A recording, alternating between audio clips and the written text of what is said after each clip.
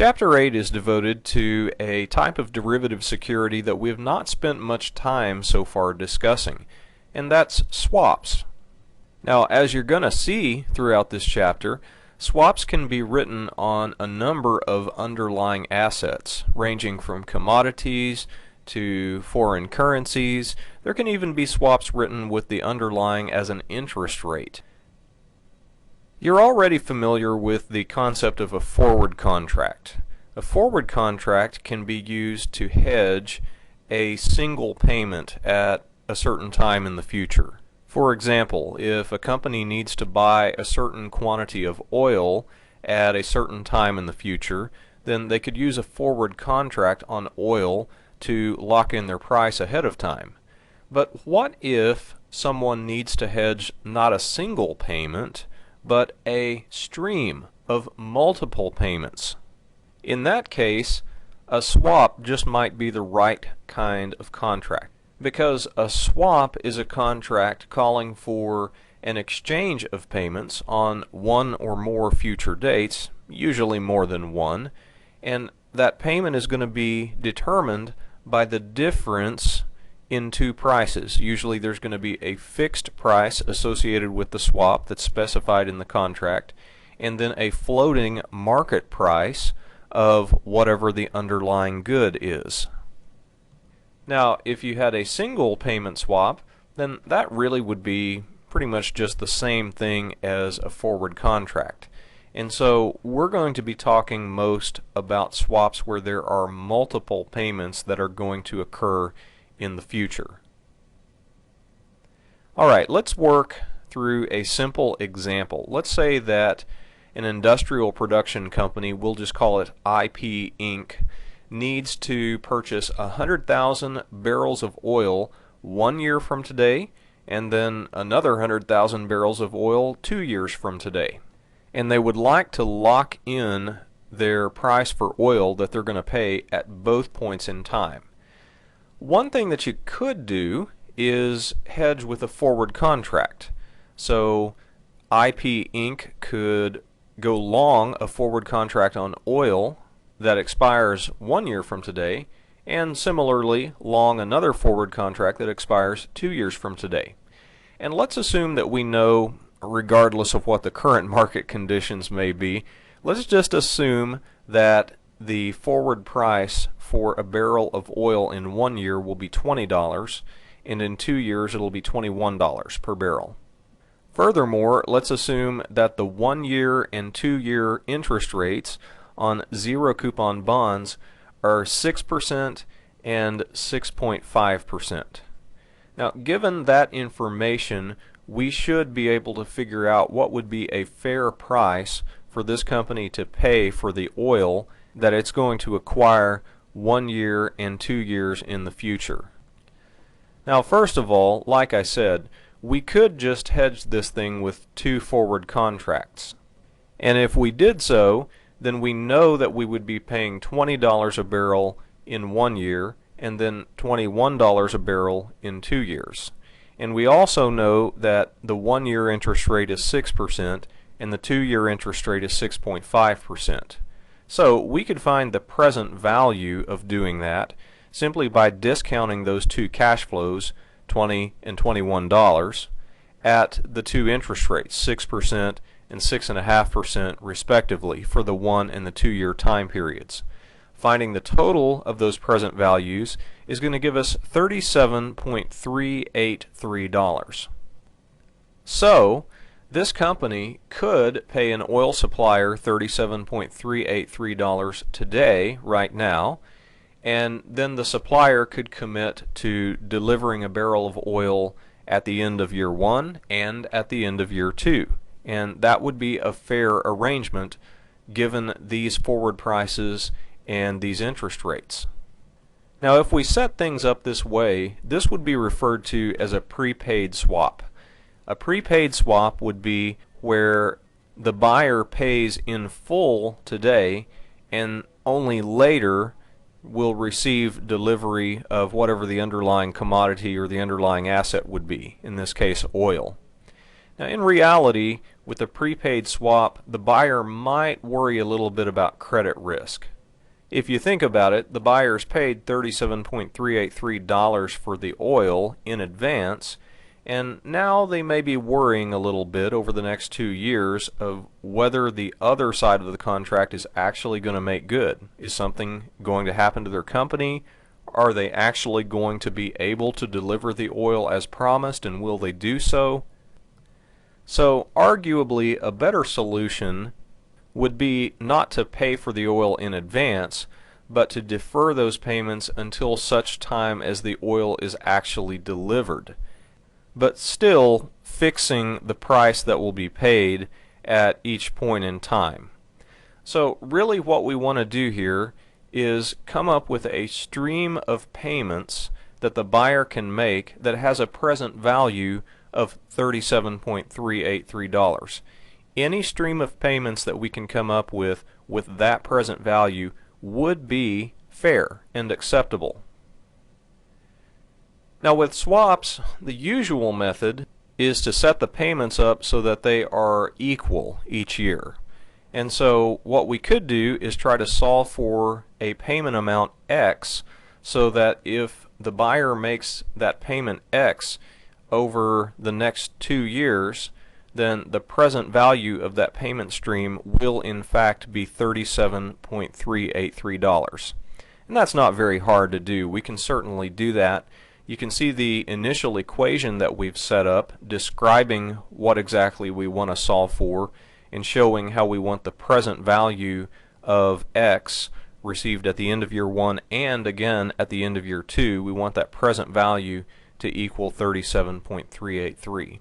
Well, in order to solve this equation, the first thing that we have to do is to factor the X out of the left side of this equation here.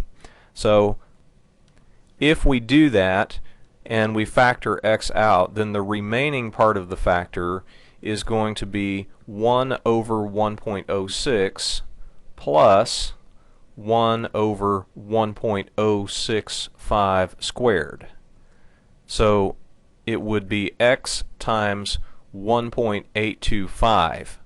Now in order for us to solve for X, then we just need to take 37.383, which needs to be the present value of the cash flow stream, and then divide by that number that we just calculated, 1.825. So I'll just divide by the answer I just got on my calculator.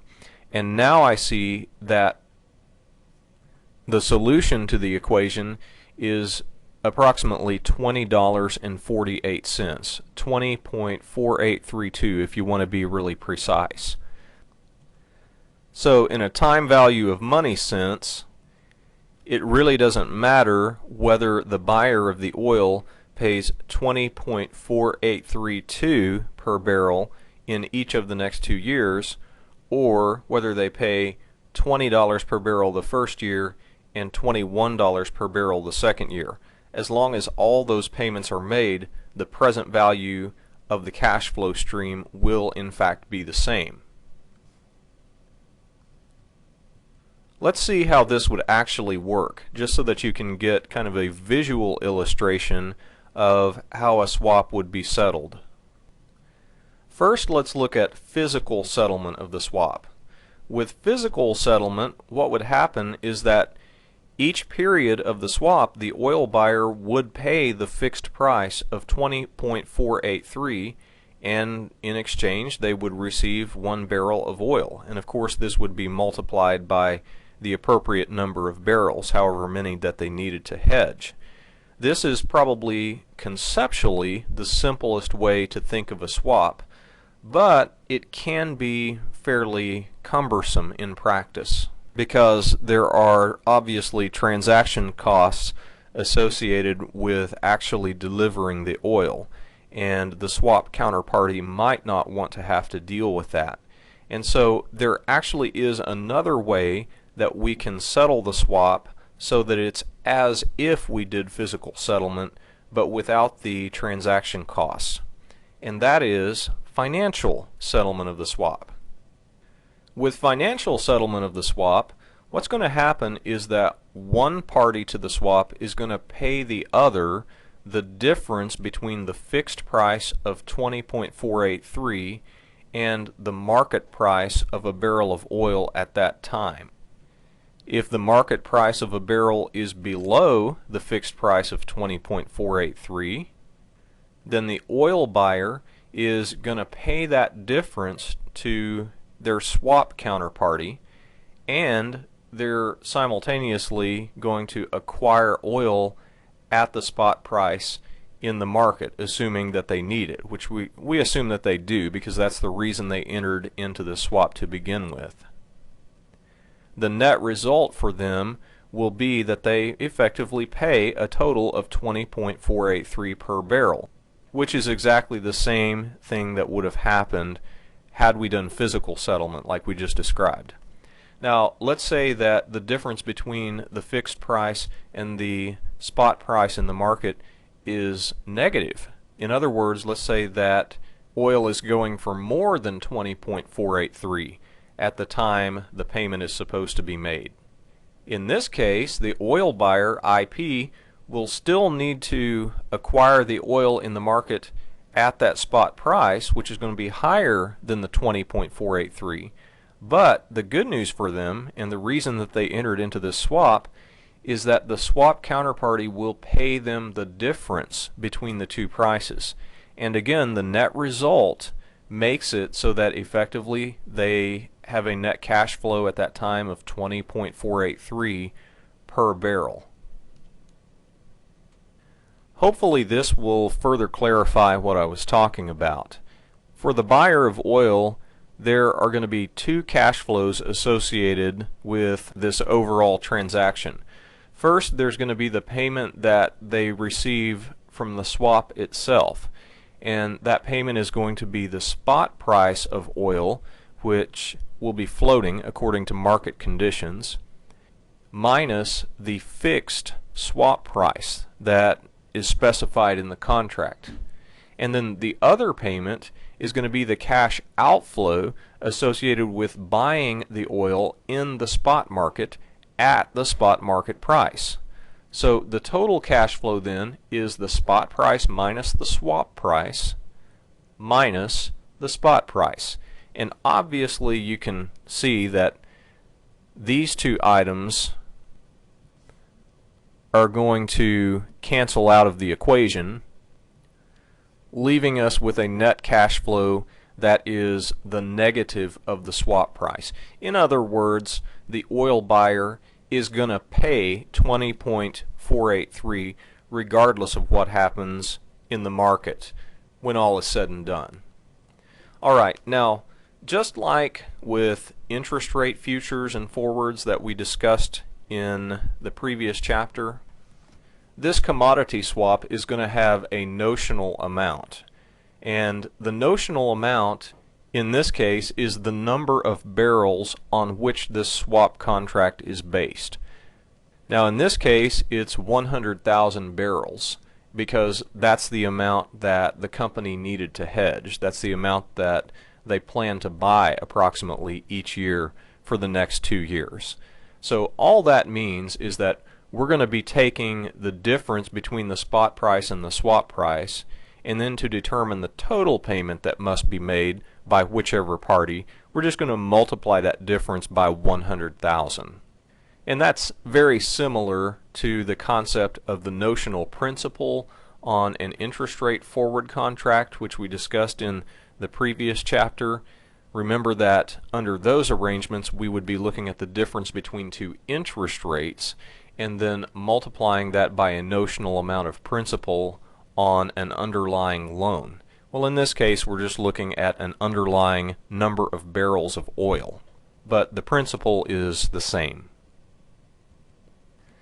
Again, here's a diagram of what really happens whenever we do financial settlement of a swap.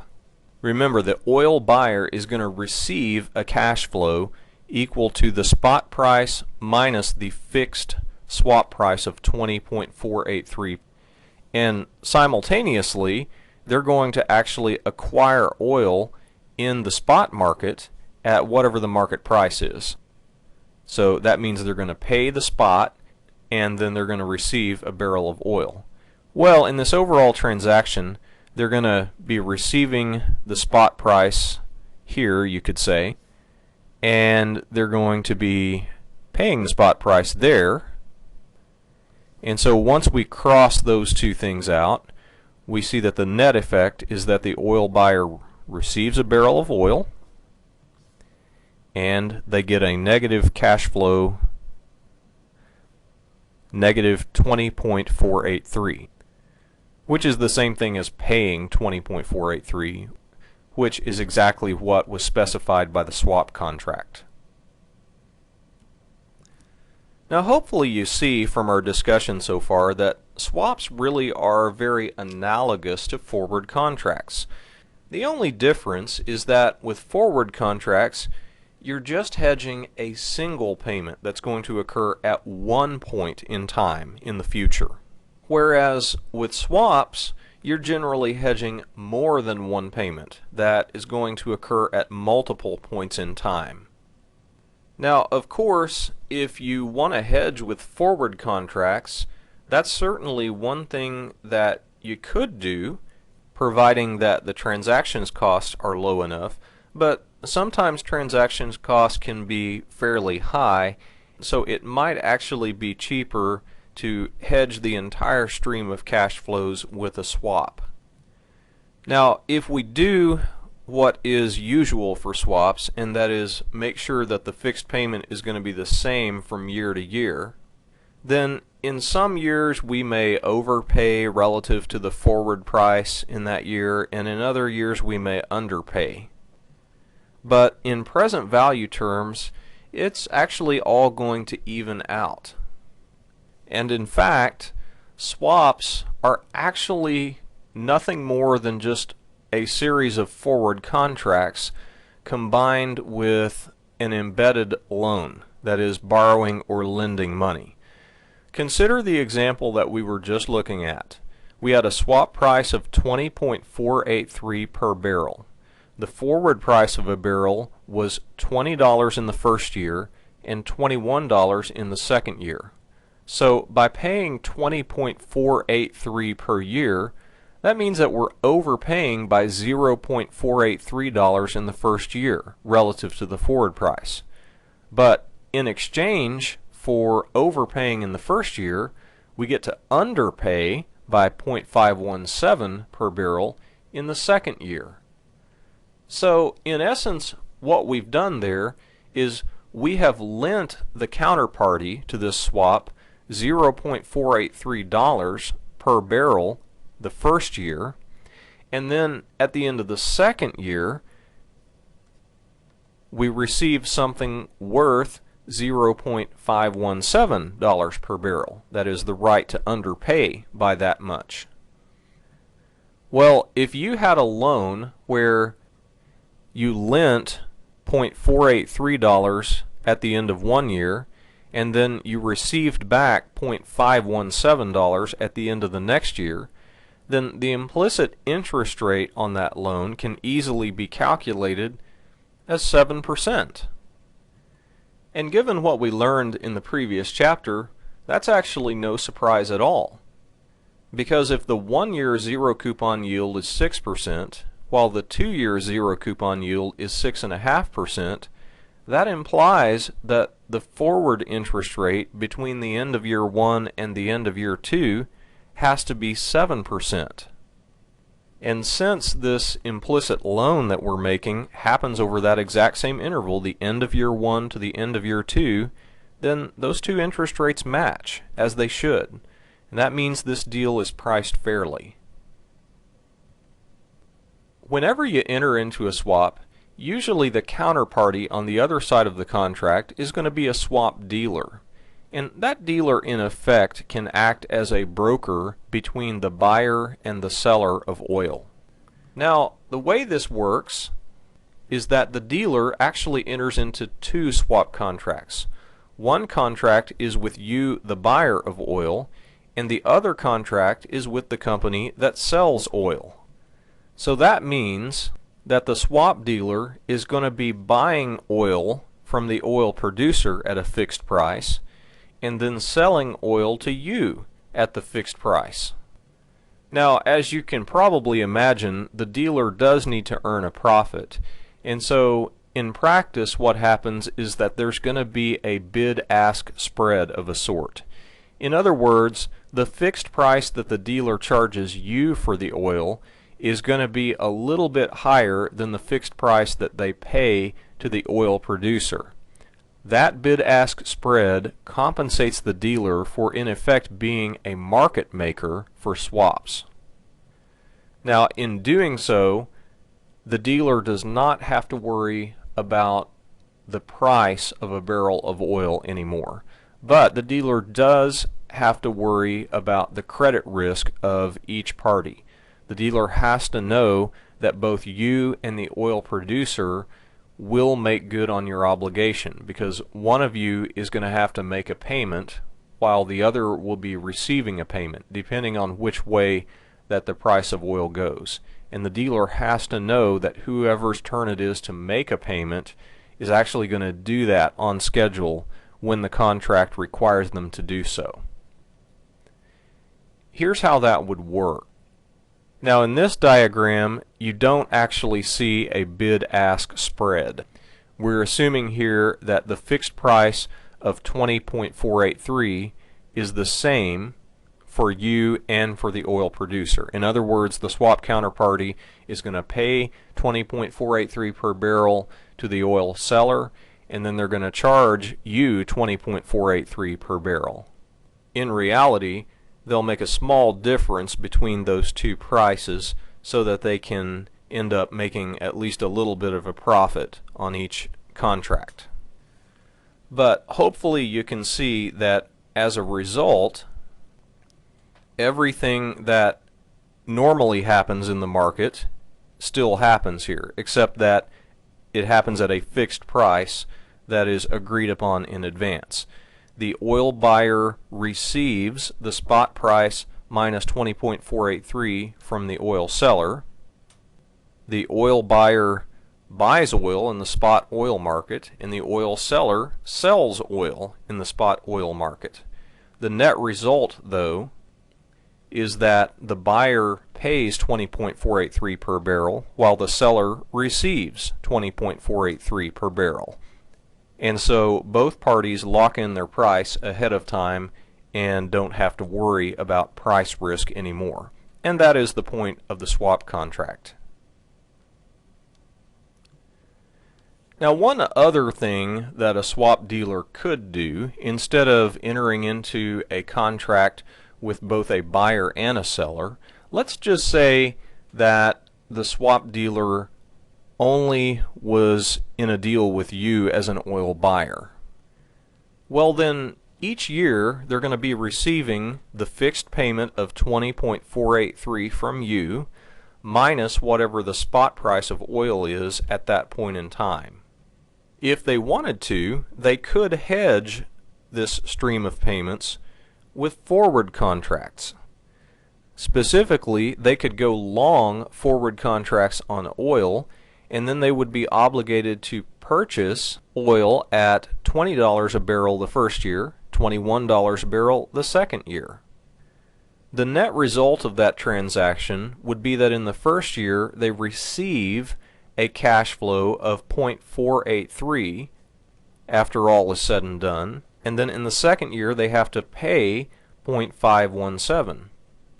As we said before, what's really happening there is that the dealer is taking out a loan of 0.483 at the end of the first year, and it's going to be repaid at a rate of 7% over the next year. That is, from the end of year 1 to the end of year 2.